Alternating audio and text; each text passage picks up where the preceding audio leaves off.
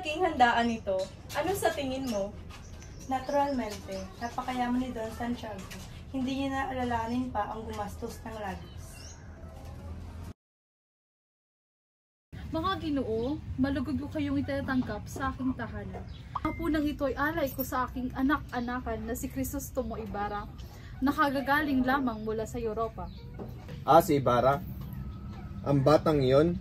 Hindi ko na nga halos maalala ang kanyang ama. Ngunit Kapitan Tiago, bakit pa siya ipinagmamalaki? Ang mga dayuhang eskwela ay bihirang makapagbigay ng mabuting bunga. Padre Damaso, hindi natin dapat husgahan ng isang tao batay sa kanyang pinag-aralan.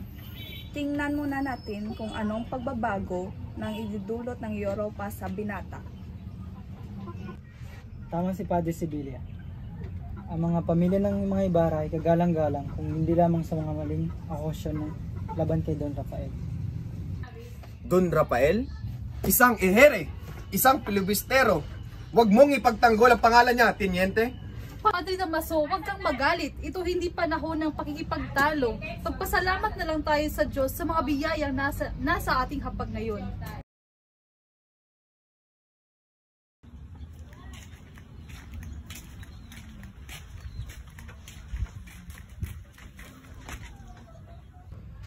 Kapitan Tiago, lubos pa ako nagpapasalamat sa inyong pagtanggap. Matagal ko na pong pinangarap na makabalik sa ating bayan. Ikaw pala si Crisostomo Ibarra? Marahil marami kang natutunan sa Europa. Ngunit, hindi lahat ng bagay na natutunan mo ron ay makabubuti sa ating bayan. Totoo po, Padre. Ngunit, sa palagay ko ay mahalaga rin buksan ang ating mga mata sa mga bagong kaalaman upang makatulong sa ating bayan. Isang magandang pananaw. Don Crisostomo, sabihin mo sa amin ano ang iyong layunin sa pagbabalik. Ang layunin ko po ay pagpatuloy ang mga adhikain ng aking ama. Nais kong magpatayo ng paaralan upang mabigyan ng karunungan ng ating mga kababayan.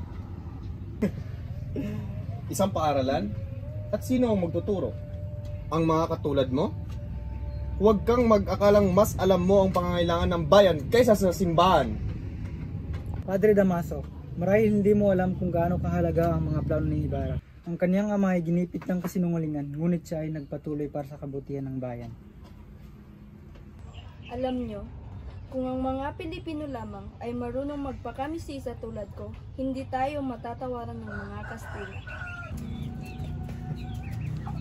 Tama ka, Doña Victorina. Ngunit hindi lahat ng Pilipino ay mayroong kagaya ng pagkataas-taas ang dugo mo. Kung patuloy tayong tatawaging mababa, paano unlad ng bayan? Kailangan alisin ng ganitong pananaw. Ang lahat ay may kakayahang magbago at umasenso. Mukhang malalim ang iyong pananaw, Don Crisostomo. Pangmasdan natin kung paano ito maisa sa katuparan. Mga panauhin, itaas natin ang ating mga baso para kay Crisostomo Ibarra, ang ating pag-asa ng bayan. Pag-asa. Tingnan natin kung hanggang saan ka makakarating, Ibarra.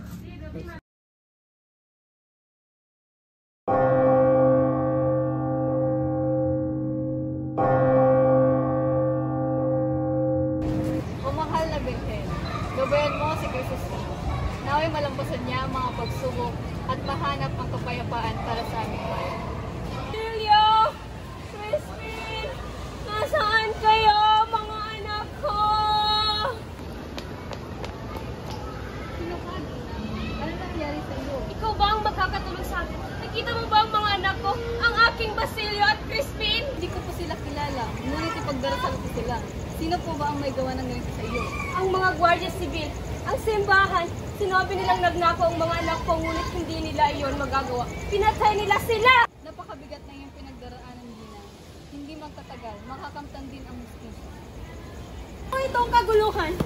Sino nagdala ng baliw na ito sa loob ng kumbento? Lumayas ka, babae! Wala kang lugar dito! Padre Salve, siya'y naghanap lamang ng tulong. Hindi ba tungkulin ng simbahan ang kanyang ng mga tulad niya? Maria Clara, hindi mo naiintindihan. Ang mga katulad niyang baliw ay hindi nararapat sa loob ng kumbento.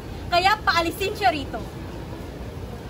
Ginang, huwag kang mawala ng pag-asa. Manalig ka, ipagdarasal kita. What? Kailangan ko ang mga anak ko! Basilio! Christy! Napakabigat na yung pinagdaraan mo. Hindi man katagal, makakamtan din ang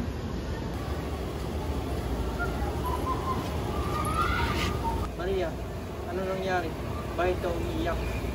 Gusto mo, may isang inang nawalan ng kanyang mga anak dahil sa kasamaan. Hindi ba natin kayang baguhin ang ganitong sistema? Maria, kaya natin. Gagawin kong lahat upang itama ang mga mali sa ating bayan. Ang hustisya ay para sa lahat, maging sa mga tulad ni Sisa.